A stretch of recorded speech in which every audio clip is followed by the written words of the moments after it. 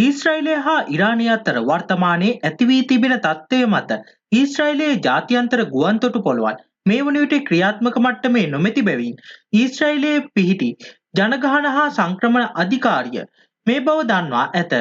මෙම තත්ත්වය යටතේ ඊශ්‍රායලයේ රැකියා සඳහා ශ්‍රී ලාංකිකයින් යොමු කිරීම තාවකාලිකව අත්හිටුවා ඇති බැවින් ඊශ්‍රායලයේ රැකියා සඳහා තෝරා ගනු ලැබූ සියලුම රැකියා අපේක්ෂකයින් වෙත විදේශ කටයුතු හා විදේශ රැකියා සංචාරක අමාත්‍යාංශය දැනුම් දීමක් සිදු කර තිබේ.